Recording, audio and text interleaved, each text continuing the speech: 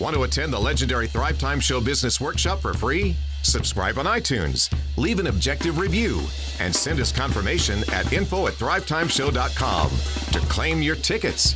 Want to live in a van down by the river? Come by and see us at our Riverwalk offices, and we'll be able to make your dreams come true.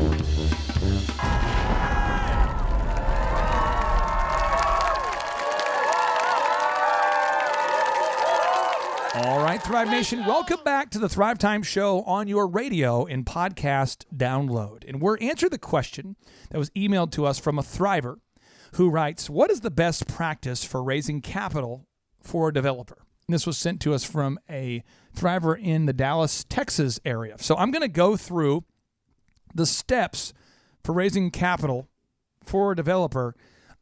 But there's a lot of them, so I need you to be prepared to take a lot of notes. And please understand that all of this will be on today's show notes, which is available at thrivetimeshow.com if you click on the podcast button. Step one, you got to prepare for the rude interview. So if you're going to ask somebody to invest in you, either be prepared for them to ask you, what is your credit score? What's your net worth?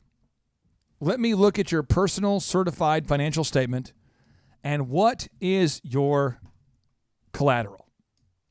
And if you're not prepared to answer those questions, then you really shouldn't do anything else. Marshall. Boom. You see this all the time. Yeah. People that want to start a business. And I love the people that want to start businesses that are involving a daily service. This is one of my favorites. They want to start a business that involves daily something. Like we have a daily radio show, or you might want to do a daily blog or a daily publication or a daily... a daily online education platform for multi-levels, a daily something.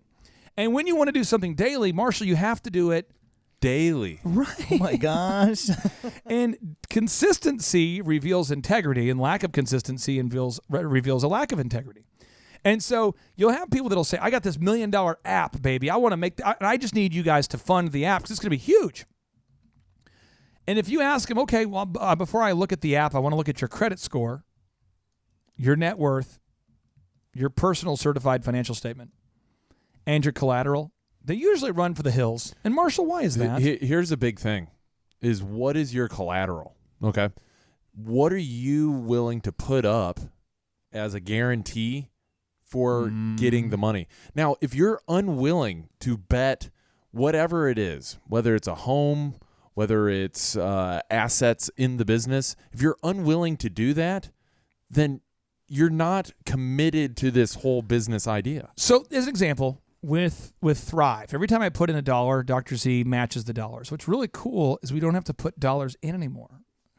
No. But for like 3 years in a row, we put in hundreds of thousands of dollars every week, putting in $2,000, $5,000, $4,000 every week, because we wanted to build the world's best online mentorship experience. We had to shoot thousands of videos.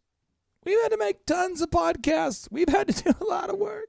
And the thing is that both of us were willing to do it. And every time I talk to investors, they'd say, well, how much money have you put in? And I'd say, up to this point, $280,000 or whatever the number is. And they go, okay, cool. And they just want to see that. But if you're not willing to show your credit score, what your net worth is, letting people look at your personal financial statement and what's your collateral, everything else won't work. Now, you got to be all in, right? All in. I've got a client right now who she sold her house. Yes. She sold her house to start her business 18 months ago, and she's rocking and rolling. But guess what? She's living with her mom now. And I applaud that person and anybody out there doing that.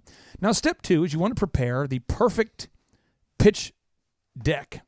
It's the perfect slide show.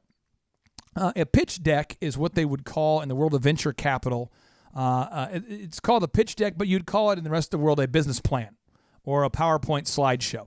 But there's an actual format that you want to follow, and Naval Ravikant, the founder of AngelList, has listed the perfect business plan or pitch deck. And I have put an outline of it you can find on page 55 of the book called Pitching Hacks. And this is all available for you right here for free on the thrivetimeshow.com podcast notes. You can find it. So I'm going through a lot, but it's all available for you right there.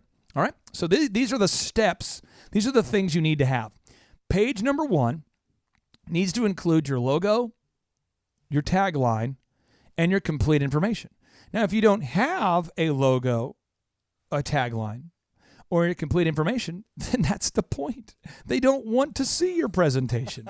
Now, the summary, you got to summarize the key compelling facts of the company and make sure you cover all the topics that are in your elevator pitch.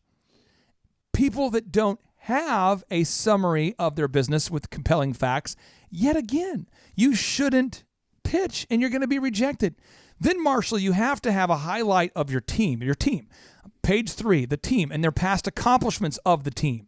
Because it's likely that if someone's been successful in the past, that they'll do it again. Marshall, why do you have to have the team on your pitch deck? You got to do this because they're looking for other people that have vetted and decided to come on board with you before they choose to. And so it's social proof for your business idea.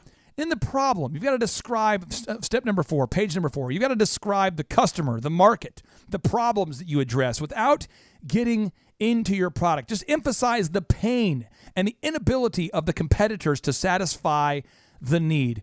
It is absolutely important that you do that. Move number 5, page 5. Introduce your product and its benefits and describe how it addresses the problem that you've just described. It goes on to say, God help you if you have nothing to show here. You want to show a screencast or a demo, you got to do that. Now, step number 6, page number 6 of the perfect pitch deck, the perfect business plan. You've got to describe the technology for your solution. Focus on how the technology enables the differentiated aspects of your solution. Page 7, marketing. Who are your customers? How big is the market? You've got to summarize all this and elaborate the details. How are you going to acquire customers? Step 8, sales. What's your business model? If you have sales, discuss how many sales you have in your pipeline, how many sales you're going to have. You got to break that down. Move number 9, you got to describe your competition. Who's out there competing for the same dollars that you're competing with? And if you're saying to yourself, we don't have any competition, our biggest competition is ourselves, then you've been watching too many Ty Lopez videos because you have to know who your competition is. It disturbs an investor. By the way, what kind of person is an investor? Somebody with money to invest. Turns out you can't get rich quick. So somebody who's built their fortune isn't a jackass. Move number 10, you have to declare the milestones. Describe your current status and your prospective milestones for the next 1 to 3 quarters. Then you have to have a conclusion on page 11.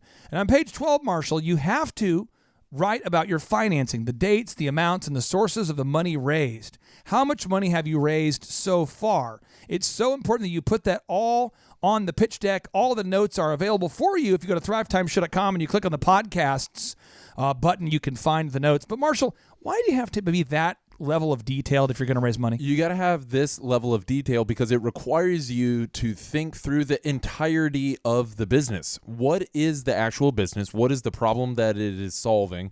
And then what is the ask? At the end, you got to put the financing. What is it that you're asking for investors?